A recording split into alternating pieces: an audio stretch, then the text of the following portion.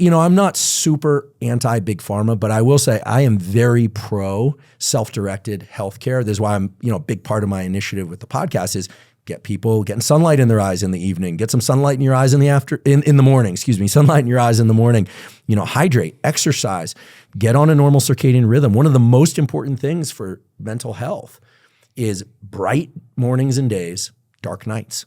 And how do you get on that circadian rhythm, man? That's something that I've struggled with. I think my circadian rhythm is, I'm going to turn into a cicada. Well, we got to get you some of the red lens glasses. I'm not doing a promotional here, but getting the screens dim or wearing red lens glasses in the evening to block the blue and green lights. But how to even set up a circadian rhythm? Well, bright light in the morning. If you wake up and the sun's out, get outside, take that brimmed hat off, take the sunglasses off, look in the direction of the sun.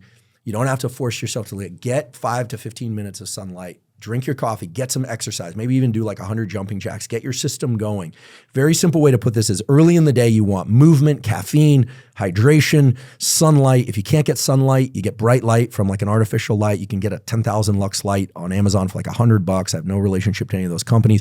Get your morning kind of going. Mm-hmm. It's hard to be Jocko Willink. Mm-hmm. It's hard, but you got to kind of force a little bit of that on yourself. And then in the afternoon, taper off the caffeine, dim the screens, lower your heart rate, do some long exhale breathing, just take it down a notch. And over about 3 days of doing that, what you'll find is I start to wake up in anticipation of the day. You have this circadian rhythm that learns, well, I'm going to be active in a few hours, and you start waking up in the morning at a particular time. That whole phenomenon, you set your clock for 7 a.m. and you wake up at 6:59, your brain is clocking time. So does that mean you need to go to bed at like 8 p.m. for a week to get your circadian rhythm set, or what's the truth there? Everyone's slightly different chronotypes. So I do best, for instance, I know if I had total control, going to bed sometime between 10 and 11 p.m. and I wake up around 6 a.m. Okay, yes, I can go to bed at 9 and wake up at 4, but I can't stick to that schedule very long. My system just genetically is not wired for it. Some people are real night owls. They do best going to sleep at 2 a.m. and waking up at 10. They just feel better.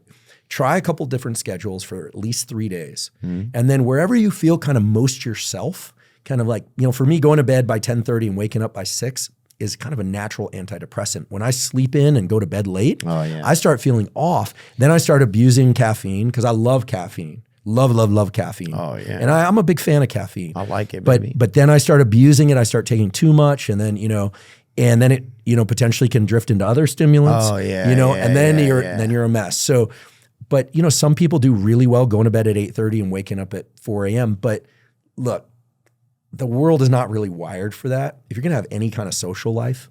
Like Mark Wahlberg or something, he's always things like, I wake up at 3. Well, him and Ari Emanuel from WME, those guys are like the 4 a.m. club. They're like texting each other and like up. I get texts from Ari every once in a while. He's like, man, up early. He's hyperbaric chamber, but he's got like 12 cylinders. That guy is like, go.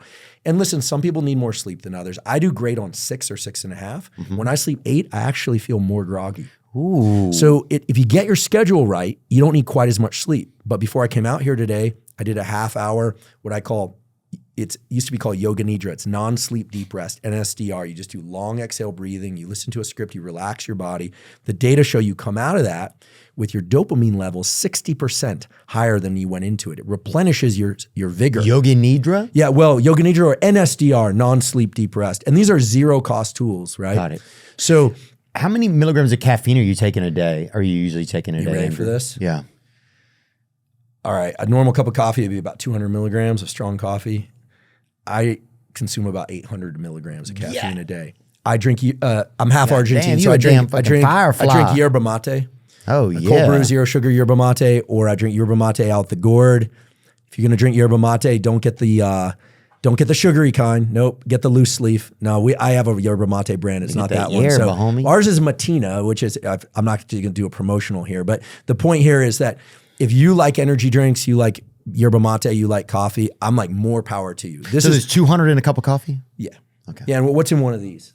What's 200 milligrams. So there was actually a study just published on taurine that everyone's worried about, but that study was in vitro. I need to see a lot of data. There's a lot of data actually that taurine is beneficial for the heart, and it has kind of an anti-aging thing. It's in a lot of energy drinks, including it's like a lysine and a taurine. I love caffeine. I mean, man, caffeine and nicotine. Right now I'm kind of easing back on it. The delivery mechanism matters. You don't want to smoke, vape, dip, or snuff. You get cancer. People go, oh, vaping's not bad. Popcorn lung is real. People hate me for saying this. Vaping is bad. Not as bad as smoking.